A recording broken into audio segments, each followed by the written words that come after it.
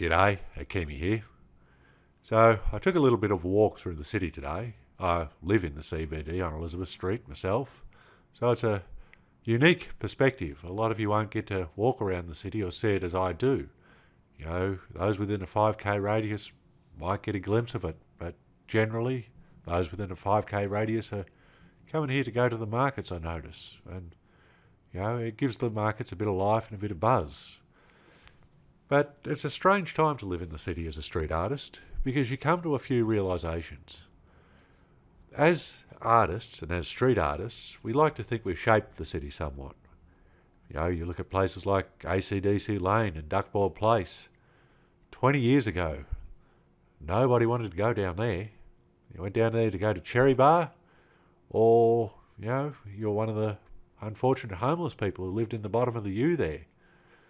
Over the years, we street artists have painted that place out. We painted every damn surface we could down that laneway. And, as I say, it'd be easy to think we shaped it. But it'd be entirely irrelevant if it weren't for you, the general public, coming in enjoying the art, taking photographs, going on tours, recording the history. Now, the reason I do these videos is because I want to share the story of what it is to be a street artist. And that's a pretty unique perspective. There aren't many of us around these days. But as I say, it's you, the people, who gave value to the street art. It's you, the people, who changed those laneways by attending them, by checking them out, by visiting them regularly. You know, and so I notice it in the city, and it'd be entirely inappropriate for me to go out and put out street art despite living in the city. It'd be an abuse of the rules, to say the very least. So I'm keeping my powder dry for now. But in the meantime, I thought, as I say, I'd grab this little bit of video footage. Now, you'll notice there are a few people about not wearing masks. You know, I notice a lot of them, you know, because the building I live in is supported accommodation. There's a number of folks here who are quite, you know, in dire straits, be it with mental health or, you know, self-medication issues. And, you know, it can be easy to go off at people for not wearing a mask, but sometimes you've got to understand their perspective. That's why I always carry a couple of extra masks in my pocket. Because if I do see someone sleeping rough, they don't have a mask, it may well be because they can't afford one, or they, you know, don't get to go into the pharmacy when they've got the security guard on the door checking your temperature and checking your hands and such forth.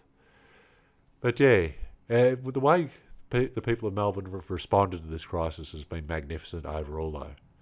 We've really looked after each other, and, you know, I really appreciate the fact that the city is quiet. It means that everybody is playing by the rules, and it means that at some point, sooner or later, this whole COVID nightmare will be over for us all. We've just got to hang in there a little bit longer. You know, it's one of those things. If we don't, it's going to get worse, and then we're going to get locked down again. Now, there's a lot of people with varying beliefs on the COVID issue, and look, I'm not going to argue with them. I learned a long time ago that arguing with people on the internet is a waste of time. And this is the beauty of pages like Humans in Melbourne, because it's a celebration of all the good things about Melbourne, and all the best things about Melbourne are the people, the characters, the stories, the life people bring into the city, events like the Moomba Parade and Festival, White Night, everything like that. You know, they'd be utterly meaningless without the public there. So we in the CBD are sitting tight, and we're waiting. We're waiting for you to return. We're waiting for things to be good again so we can make the city sing. And, you know, you come to appreciate just what the city gives you too. You know, the ability to buy almost anything you want. High quality, great prices, to browse the stores. As you see, I go through Melbourne Central here in the video, and most of the stalls in the centreway are covered with black cloth. The doors are closed up, the lights are out. It's like a post-apocalyptic future with security guards and cleaners. But, everyone's doing their part. It makes me feel great. And look, I'm looking forward to doing my part when this is all over and going out and putting out some street art. Now, as I say, one of the things that has changed with street art is there are a lot less street artists and there's a lot less small interventions. Those unexpected little pieces of art that you wouldn't have thought would be there. And they're like flowers pushing up through the cracks in the concrete. And I'm looking forward to doing that again. But, the way it goes nowadays is most of it's urban art, which is awesome. Now, urban art is legal, it's murals, and the artists make $1 out of it. That's one of the things that we forget about street art, the illegal stuff, is you don't make $1 out of it. You're doing it out of the sheer joy of it. And, for a street artist, it is joyful. That's one of the things that keeps us going. It really is a buzz to say, hey, I just created that thing, and you walk past it next day, especially in the CBD. And chances are, when you walk past it, there'll be someone there taking a photograph of it because they appreciate and enjoy it. And that gives you a special kind of buzz. You feel a bit like some masked superhero who's done something awesome. In this case, I guess we're super villains because it is against the law. But it is, as I say, a truly beautiful crime. And again, urban art has taken its place. And you look at the changes that have happened down at Spencer Street end. Southern Cross Station end. We've got the beautiful murals by Adney, Smug. And the murals about people. They tell stories. Some of my favourite murals are Caffeine's work. Captures such diversity and heart with her work that it's astounding.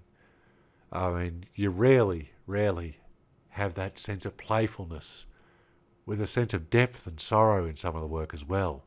She's a truly accomplished artist. But again, the small work street artists really, bring a bit more of that flower pushing through the crack experience. One of my favourites is Tinky. Now, Tinky takes the little model train figures, the little people, and she creates these magnificent scenes. And she goes to a lot of expense and trouble.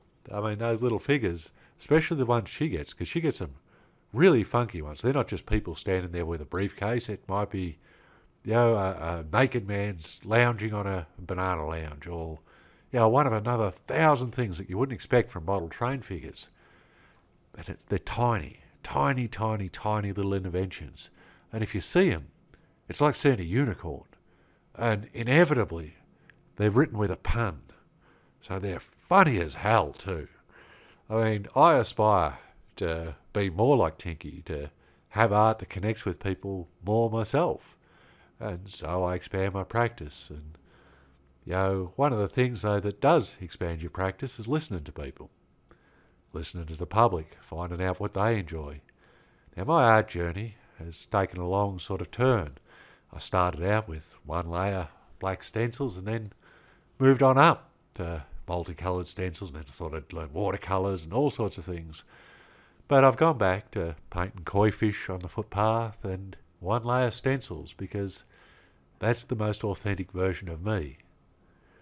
And fortunately, you guys told me that was also the most authentic version of me. It took me a while to listen. I'm not real good at that. I get an idea in my head and I run with it. But luckily I've got good friends and people who support my art who've told me these things. But again, it's you, the public, that makes all the difference. And it's you, the public, that give Melbourne its heart.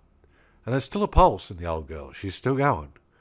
But, while not on life support, we're looking forward to better days. We're looking forward to the city being filled with you humans in Melbourne again. Look, I hope you enjoyed the video. I really appreciate you listening to me. Thanks.